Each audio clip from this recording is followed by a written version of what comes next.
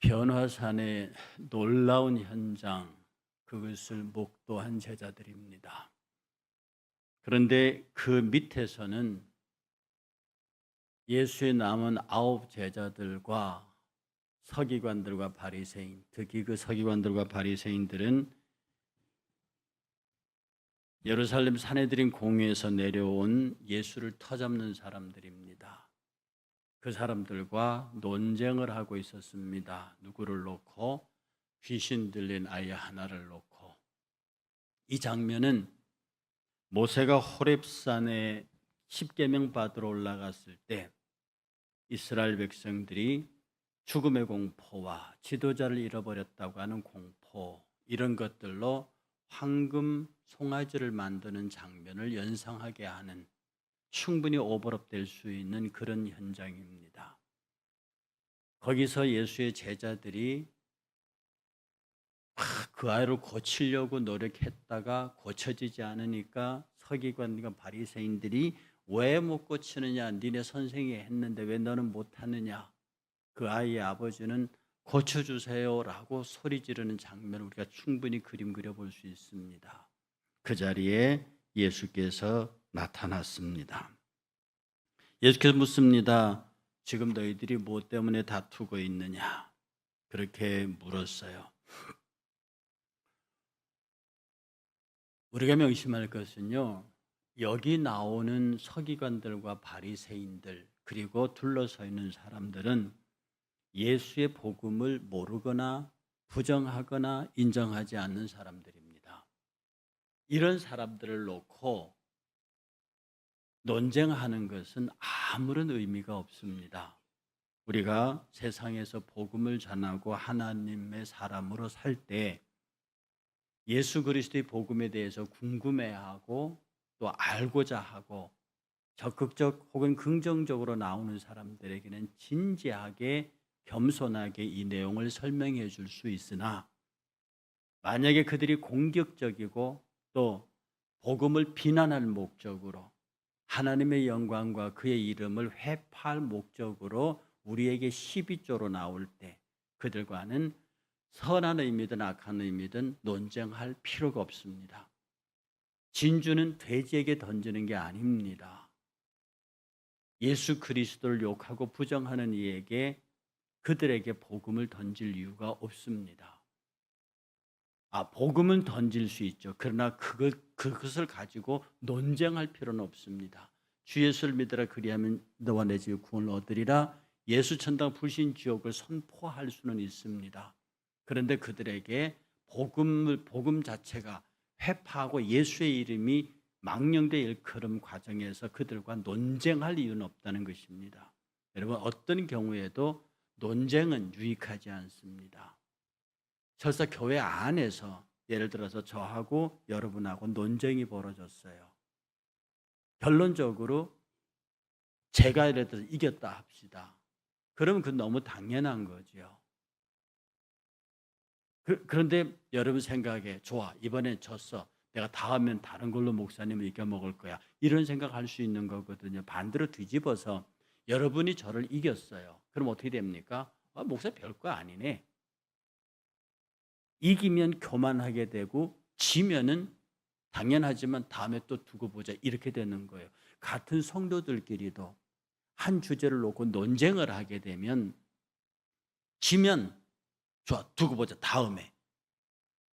이기면 넌 별거 아니네, 이렇게 되는 거예요. 그래서 교회 안에서든지 교회 밖에서든지 복음이든지 비복음이든지 간에 논쟁, 말로 다투는 거거든요. 그래서 할 수 있거든 논쟁은 자제하는 게 좋습니다. 그리고 특별히 무의미한 논쟁, 그 무의미한 논쟁이 뭐냐면 하나님의 복음을 회파하고 교회를 비난하는 자들의 의도되고 작정된, 오늘 서기관들과 바리새인들 같은 이런 사람들과는 논쟁하는 것은 그들에게 진주를 돼지에게 던지는 것과 같습니다. 그러면 우리가 논쟁보다는 선포하고 그 다음에 배우려고 하는 사람들이 가르치고 그들과 함께 복음을 서로 우리가 나누는 것은 가하지만 어떤 형태로든지 간에 시비적 의도를 가지고 있는 사람들과 논쟁하는 것은 바르지 않습니다. 뭘 논쟁하고 있느냐 이렇게 물었더니 서기관과 바리새인들이 대답 안 합니다. 대답할 의무가 없는 거죠. 어떻게 일이 되나, 이제 예수가 왔어, 어떻게 하나 보자, 이렇게 지켜볼 뿐입니다. 주변에 둘러선 무리들이 거기에 대답할 수 있는 건 아니죠. 그렇다고 제자들이 대답할 수도 없습니다. 왜? 지금 이게 이렇게 되었고 우리가 못 고치고 있습니다. 이 얘기는 자기들의 무능을 스스로 드러내는 거예요. 그래 아무것도 대답 못하고 있을 때 이 아이의 아버지가 대답합니다. 당신의 제자들이 내 아들을 고칠 수 있다고 한 것 같은데 지금 못 고치고 있습니다.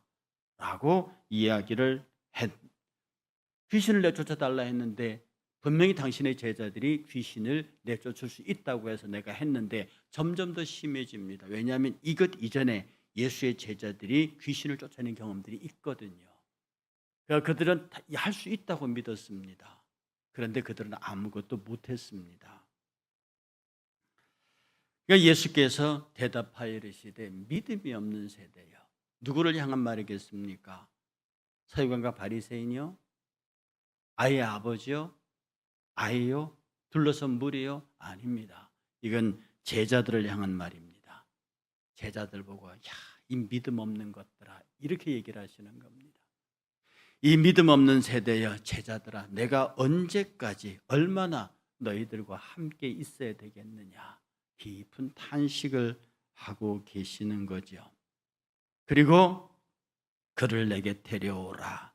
데리고 오니까 아이가 그 자리에서 뒹굴고 거품을 흘리면서 쓰러집니다. 이것은요, 그 아이가 정말 예수에게 적대적 관계를 갖고 있던 사탄의 세력에 귀신 들렸다는 것을 증명해 주는 겁니다. 그냥 자연스러운 질병이 아니에요. 악한 영에 사로잡혀 있는 그런 질병이죠. 그래서 예수께서 묻습니다. 언제부터 이렇게 됐냐? 그것은요, 모르셔서 물었다고 보지는 않습니다. 그렇게 물으신 것은 예수의 다정함입니다. 예수의 연민입니다. 그리고 아이의 아버지와 아이를 향한 동정심입니다. 어릴 때부터라고 대답을 했어요. 어릴 때부터는 아이가 태어나서 지각이 발달할 때부터 이 병을 알게 됐다는 거죠. 다시 말해서 이 아이는 날 때부터 이런 사단의 공격을 받고 있었다는 겁니다. 그리고 아이의 아버지가 굉장히 의미 있는 말을 합니다. 귀신이 그를 죽이려고 물과 불에 자주 던졌나이다. 여러분, 이 귀신 들린 사람들 혹시 보셨는지 모르겠지만요, 귀신은요, 그의 영혼과 정신을 회파하는 것은 물론이고 육체를 상하게 합니다.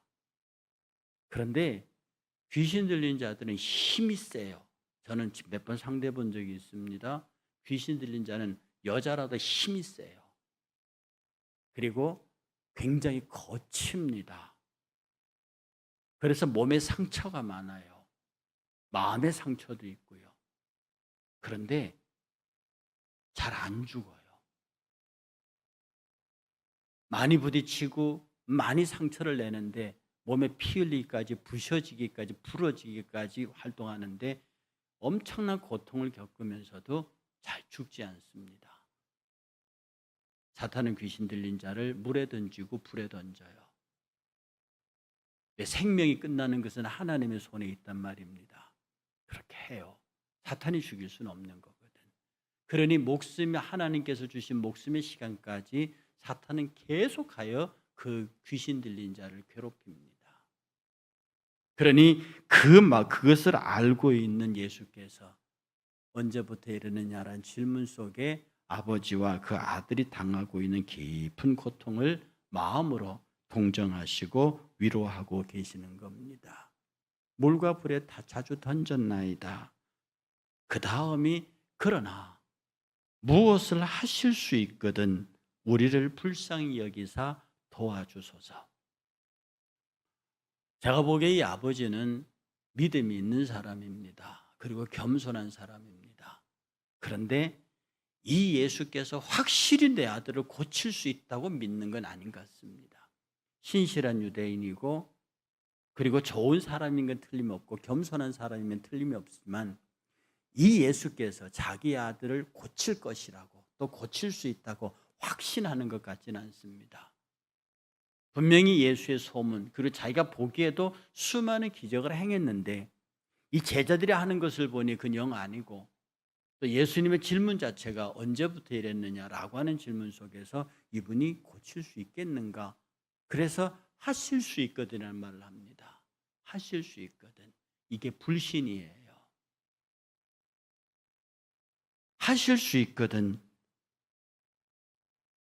도와주옵소서. 이건 또 믿음이에요. 이 아버지의 말 속에는 불신과 불신앙이 같이 들어가요. 믿음과 불신앙이 같이 들어가 있어요. 어쩌면 우리 정직하게 얘기하면요, 저와 여러분들에게는 신앙과 불신앙이 같이 들어가 있습니다. 제가 목사라 한들, 여러분이 직분이 뭐든 신자라 한들 마음 한켠에 신앙과 마음 한켠에 불신앙이 같이 있습니다. 온전히 믿음으로 충만하다? 그럴 수는 없습니다. 우리의 마음은 언제나 죄의 영향력 아래 있고 죄의 위협 아래 있고 유혹과 함정 아래 있기 때문에 거기에 빠진다고요. 빠질 수밖에 없습니다. 바로 그것은 우리의 불신앙의 영역이고요. 그럼에도 불구하고 우리는 신앙의 영역을 같이 가지고 있습니다. 이 아이의 아버지의 모습을 그냥 이 사람의 객관적인 성품이라고 보시면 안 됩니다. 그것은 우리도 이 아이의 아버지와 똑같은 믿음의 상태를 갖고 있다고 하는 거예요. 그 다음에 예수의 대답이 우리가 익히 잘 알고 있는 말씀입니다. 할 수 있거든이 무슨 말이냐? 믿는 자에게는 능치 못할 일이 없다. 이 아이의 아버지의 말을 정면으로 뒤집는 말이에요. 우리가 이 말을 제가 한번 말씀드린 적이 있는데 믿음이 있고 막 긍정적으로 축복의 말씀으로 쓰거든요. 그런데 이것은 사실은 예수님이 책망하는 말입니다. 믿음 없는 자를 책망하는 말이에요. 믿음 없는 자를 책망하는 말입니다. 우리가 복음 안에서 여러 가지 모양으로 많은 것들을 오해하는 부분들이 있거든요. 내게 능력 주시는 자 안에서 모든 것을 할 수 있느니라. 이 능력이 성령의 능력 이렇게 설교하고 이렇게 가르치면 정말 힘들어집니다. 제가 어제 주일날 아침에도 설명드렸잖아요. 내게 능력 주시 이 능력은 빈의 부의 배고픔 풍부기 모든 어떤 환경에도 처할 수 있는 일체의 비결 이게 능력이에요. 오늘 여기에서 예수께서 하시는 말씀 믿는 자에게는 능치 못할 일이 없느니라 이 하신 말씀이 속이 상해서 마음이 아파서 도대체 왜 그래 이 말입니다. 네가 믿으면 여러분 여기서 핵심적인 게 뭐냐 하면 예수께서 병을 고칠 수 있는 능력과는 별개로 사람이 기도하든 안 하든 예수님은 그 능력을 가지신 분이에요. 사람이 믿어주든 안 믿어주든 예수는 모든 병을 고칠 수 있는 능력을 가지신 분이에요. 그러면 치료는 그 아이가 귀신에 쫓겨갔고 그 아이가 병을 낫게 된 그 능력은 너의 믿음에 달려 있다는 거예요.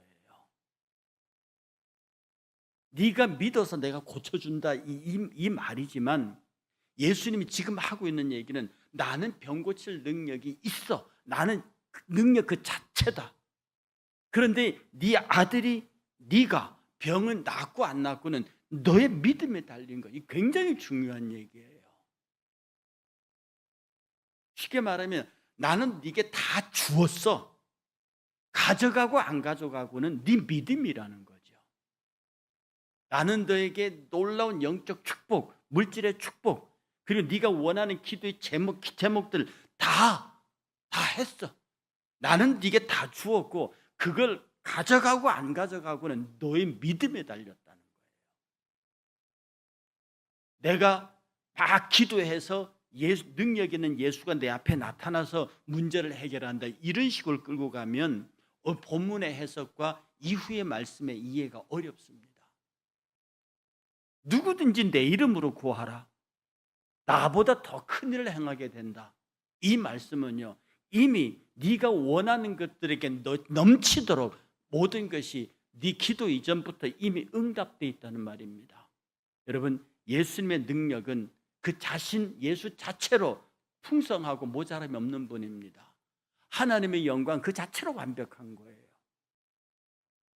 우리가 하나님께 영광을 돌린다고 그분이 영광을 받으시고, 우리가 하나님의 영광을 돌리지 않고 그의 이름을 망령되이 일컬었다 그분이 망령되이 되고, 그런 분이 인간의 어떤 모습에 따라서 하나님이 바뀌는 분이 아닙니다.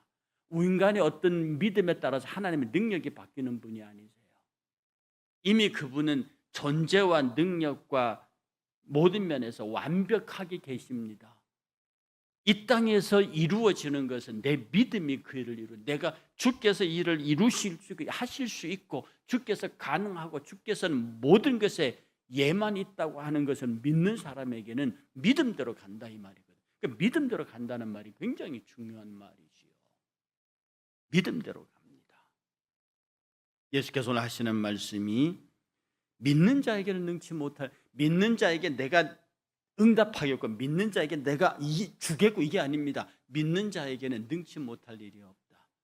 예수가 능력이 있는 분이라는 것과는 별개로 너의 믿음이 내 능력을 끌고 간다, 이 말이고요. 내 능력을 사용하는, 그러니까 내 능력을 사용하라, 이런 뜻입니다. 제가 잘 쓰는 표현입니다. 하나님께서, 예수께서 우리에게 말씀을 주실 때는 그 말씀을 교훈 삼고 그 말씀을 본받아서 마치 공자 맹자 말씀 듣듯이 이렇게 따라가라는 말이 아닙니다. 그 말씀은 쓰라고 주신 말씀이에요. 그게 그냥 문자적으로 기록되어 있으면 이게 유교 경서나 불교 경전이나 성경이나 같은 게 되죠. 교훈이 되니까. 불경 주고 부처님이 이 말씀을 쓰라고 그랬습니까? 공자님이 그 말씀 주고 쓰라고 그랬습니까? 읽고 깨달아서 실천하라고 그랬지. 그런데 예수께서 주신 말씀은요, 쓰라고 그랬어요. 이 말씀을 사용하라고 그랬습니다. 그래서 기록된 로고스, 이 진리가 쓸 때 그냥 씁니까? 성령께서 쓰신다고요. 나를 통하여 성령이 쓰십니다. 이걸 왜 말하고 그러지 않습니까? 그러므로 하나님께서 이미 내게 모든 능력 부여하시고 이미 내게 모든 것을 완벽하게 하셔서 쓰라 하신 거거든요. 쓰면 되는 겁니다. 예수께서 오늘 그 광경을 우리에게 보여주시는 겁니다. 예수께서 고치셨어요. 무리들이 몰려서 죽었다. 예수께서 그를 잡아 일으킵니다. 그리고 마지막 말을 하세요. 제자들이 왜 우리에게는 그 일이 안 일어났습니까? 그때 예수께서 하신 말씀이 기도 외에는 다른 것으로는 이런 종류가 나갈 수 없느니라. 근데 여기서도요, 많은 분들이 이때 예수님의 기도 그 자체로 이해합니다. 그래서 막 기도하자 이렇게 얘기해요. 틀린 말은 아닙니다만 본문 전체를 앞뒤를 보세요. 이때 기도는 믿음입니다. 그래서 이걸 믿음의 기도라고 해요. 믿음의 기도는 역사하는 힘이 많으니라. 의인의 기도, 믿음의 기도, 의인의 기도가 믿음의 기도거든요. 엘리야는 우리와 성전에 같은 사람이다. 그가 비 오지 아니하기를 간구하되 하늘이 3년 반 동안 비를 내지 아니하고 그가 비 오기를 기도하니 하늘이 비를 냈다고. 엘리야는 우리와 성전이 같대요. 그 말은 우리와 엘리야가 같은 사람이라는 뜻입니다. 기도가 그 일을 만들었다는 거거든요. 그럼 엘리야의 기도가 무슨 기적을 일으킵니까? 엘리야의 믿음입니다. 그래서 의인의 간구예요. 의인의 간구, 의인의 기도. 그래서 오늘 이 기도는 여러분이 믿음이란 용어로 바꿔 읽으셔야 합니다. 왜냐하면 믿는 자에게 능치 못할 일인 말 앞에서 하셨거든요. 그게 뭡니까? 라고 묻었을 때 제자들에게 기도라고 그랬어요. 아마 예수님의 대답이 이랬을지 몰라요. 그 자리에서 제자들이 모여 스크럼을 짜고 손을 잡고 그 귀신 들린 자의 머리 위에 손을 얹고 예수의 이름으로, 이미 이 일은 우리에게 이루어졌다고 믿음으로 행하시기를 원하셨을 거예요. 그런데 그들은 그 전에 행했던 자신들의 경험을 따라서 예수보다는 자기 자신을 신뢰했던 것 같습니다. 그러니 그 일이 일어나지 않지요. 할 수 있거든요. 무슨 말이냐? 믿는 자를 능치 못할 일이 없느니라. 기도 외에는 그런 주가 나갈 수 없느니라. 의인의 간구, 믿음의 기도. 오늘 이 새벽에요. 여러분 이 말씀 함께 기억하시면서 과연 내 기도가 의인의 기도였는지 믿음의 간구였는지 이런 부분에 관해서 한번 깊은 통찰이 있다고 하면 우리들의 기도의 내용은 조금은 달라지지 않았겠습니까? 그리고 우리를 하나님께서 귀히 여기시는 그분의 음성을 들을 수 있지는 않겠습니까? 여러분들이 함께 말씀 가운데 나오면서 오늘 이 아침에도 주여 나로 하여금 의인의 간구, 믿음의 기도가 내게 있게 하셔서 내 믿음이 기적을 일으키게 하시고 내 믿음이 하나님의 능력을 나타내게 하옵소서. 내게 그런 믿음을 주옵소서. 기도하시는 오늘 아침 되시기를 주의 이름으로 축복합니다.